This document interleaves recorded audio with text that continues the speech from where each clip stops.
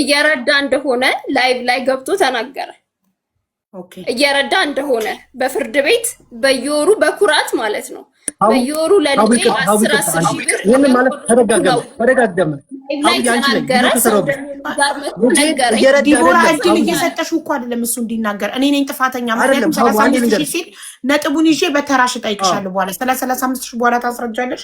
አሁን የሱ ተራም ቆይ አንዴ 35 ሺህ ልጻፈው። ለምን ቅድም ዲቦራ ስም ዝርዝር የተጻፉትን ዝርዝሮች ስታነብ ስለ 35 ሺህ አላወራችም። ለትምህርት ቤት የከፈልከው የመስከረም የመመዝገቢያ 10 ሺህ ከፍላ አንተ የጥቅምትን 2500 ብር የከፈልከውና የገዛካቸው የአስቤዛ ነገሮች ብቻ እንጂ የተጠቀሰው ሌላ ምንም ነገር እንደሰጠካት 4000 ብር ተሰርዟል አልሰጠም ብላ። ስለዚህ 35 ሺህ ብሩን እዚህ ጋር ለብቻ ለጻፈውና በኋላ የዲቦራ ተራ ላይ 35 ሺህ እንዴት እንደሰጠካት ታብራራለች። ለምን ቅድም አልተናገረችም? ሳልጨርስ ማዘር ገብታብኝ ነው ብላለች። እሺ ቀጥል። አንዴ ማስቸግር አንድ ጥያቄ ልጠይቅሽ ላንቺ ሀቡ አንቺ ላይ መጥቼ ልጄን አላገዘም እያገዛ አይደለም ስትለኝ በሚዲያ ላይ በራሷ የዩቲዩብ ቻናል ከፍታ እያገዛ አይደለም ልጁን እየረዳ አይደለም ስትለኝ እኔ ቁጭ ብዬ አረዳውም ልበል በአንድ ወር ይሄን ሁሉ አድርጊ ነው ራስህን መከላከል አለብህ። ኦፍ ኮርስ ራስህን ተከላከል። ይሄ ነው እንግዲህ ለልጁ አረኩ ተብሎ ይነገራል። እሷ ወጣ አላረገም እያለች መጀመሪያ ማን ነው ቀድሞ ረዳው ያለው? ወይንስ አንተም የመልስ ምትን የሰጠከው? ቀድማ ዲቦራ ልጁን አልረዳም ስትል እንዴ ረድቻለሁ ብለህ ራስን ለመከላከል ነው የወጣከው? ወይስ እሷ ናት ቀድማ ልጁን አልረዳም ብላ ያወራችው? ኦኬ እኔ ስለ ዲቦራ ለዚህ ማስረጃ ታቀርባላችሁ። አንዴ ነጥቡን ሊያዘው ዩቲዩብ ላይ ያለ የተፖስተው እሷ ዩቲዩብ ላይ አፕሎድ ያደረገችበትን ቀን አየውና አንተ ምላሽ የሰጠህበትን ቀን አይቼ እውነት እሷ ያለችው አንተ ነህ ቀድመህ ለልጅ ይሄን እናረኮ እንደ አራጣ አበዳሪ ለልጁ ያደረገውን ነገር ዩቲዩብ ላይ ዘረዘረ። ይሄን ገዛው ይሄን እናረኮ አለ። እኔ በዛ ተናድጄ ነው ብላለች። አንተ ግን አሁን ራሷ ናት ቀድማ ልጁን አልረዳም ያለችው ነው። ዋን ሰከንድ በጣም አመሰግናለሁ። የመስቀለት እዩሃ ሚዲያ ቤቷ ሄዶ መጀመሪያም ያለችው ህዝብ የጠላት እሷን ማለት ነው። የመስቀለት እዩሃ ሚዲያ ቤታቸው ሄዶ እንዴት ያንን ኢንተርቪው ይሁንና አንቺም ትፈርጃለሽ። የዛን ቀን ጀመረች። አያግዝም ሰጥቶ አያውቅም ረድቶ አያውቅም ማለት አሁንም እንደዛ ነው የምትለው። ሲጀመር እሷ አፋላ አያግዝም ነው አሁንም እንደዛ የምትለው። ያጅልኝ የመስቀለት ዝም አልኩኝ እኔ ጸጥ አልኩኝ። እዩሃ ሚዲያ ሲጠራኝ ኧረ እኔ ልጄን እያገዝኩ ነው። የመስቀለት እሷ እንደዛ ብላ እንትን ብላለች። መስቀለት መስከረም 17 ነው 17 ከዛ ቅድም ነግረሻለሁ ቀኑን አስታውስም። እሱ ጠራኝና ሄድኩኝ። ሄጄ እያገዝክ ነው ወይ እንዴት ነው ወይ? እኔ እንግዲህ ቦራ እንደዛ ብላለች እኔ ልጄን እያገዝኩ ነው ብዬ ነገርኩት። ጀለስ ብድግ ብላ በራሷ ዩቲዩብ ደግሞ ሰራች ቪዲዮ።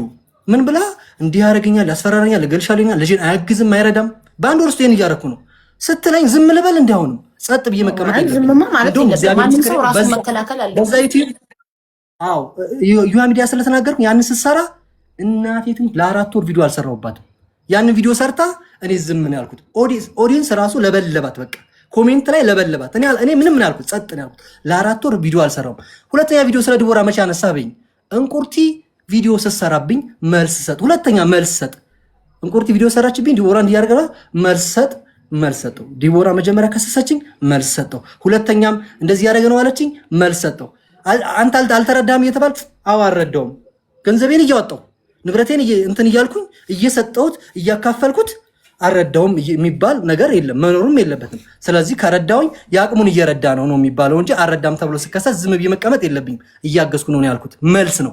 ለሁለተኛውን ቪዲዮ መልስ ነው፣ ለመጀመሪያውን ቪዲዮ መልስ ነው። ቪዲዮዋን ገብተሽ እዩ።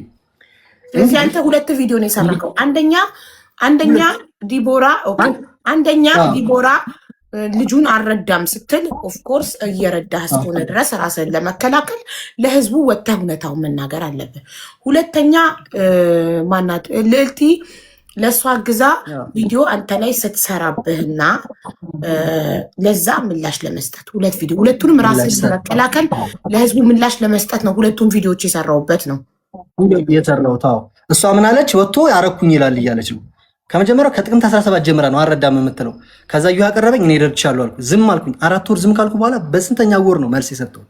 አሁን ፖሊስ ያጅልኝ። አሁንም ዛሬ ለመጀመሪያ ጊዜ ዲቦራ አልረዳም ያለችው መስከረም 17 ነው ብለሃል። በመስከረም 17 ይሁን አንተ ቪዲዮን የሰራከው መቼ ነው ምላሽ ረድቻለሁ ያልከው?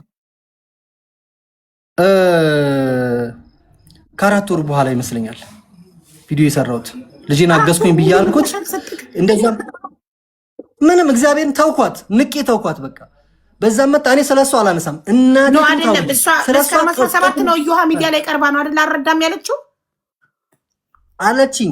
እኔ በራሴ ሰራው እዮሃ ደግሞ ረረድቻለሁ። ውሸቷን ነው ያልከው እዮሃ ሚዲያ ላይ ቀኑን ነገር በ25 ምናምን መሰለኝ በቀን 25 መሰለኝ እዮሃ ጠራኝና እየረዳህ ነው ወይ አለኝ። እሷ ቀድማ ቀረበች።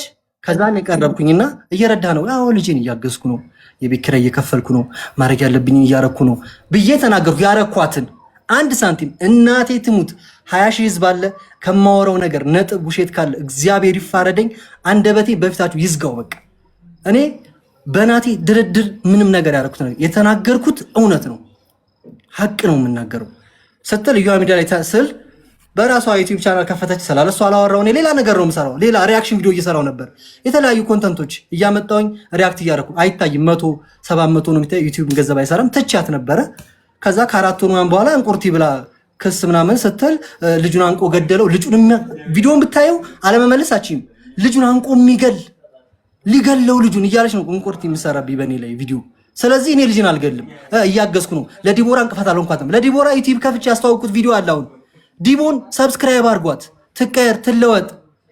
2000 ምናምን የገባችሁ እኔ በሰራሁላት ቪዲዮ ነው። ከዛ ነው እሷ በሰራችሁ ቪዲዮ ላይ ጨመረችው። ለምን እንካካዳለን? እኔ ዲቦራ እንድትቀየር ነው የፈለኩት። ዝም አልኩኝ። በራሴ እየሰራው ነበር። ሲከሱኝ ቪዲዮ ሰራው። በቃ ከዛ አሁንም እሷ የምትልሽን ነገር አሁንም አልረዳም። ቢኒያም 35 ሺህ ብር በጥሬ ወስዳለች። 35 ሺህ ብር እስካሁን ድረስ 7 ወር ምናምን ቢሆኑ ነው። የ3 ወር በ10 ሺህ ብር፣ የ1 ወር በ5 ሺህ ብር ተቆራጭ ወስዳለች። ይሄንን ወስዳ ቢኒያም ልጁን አይረዳም። ብሩን ይፈልጋሉ፣ ቢኒያምን አይፈልጉም። ከትላንት ወዲያ አንድ ሰፈር ሆነን ማለት ነው ልጁን እንደው አይፈልጉም።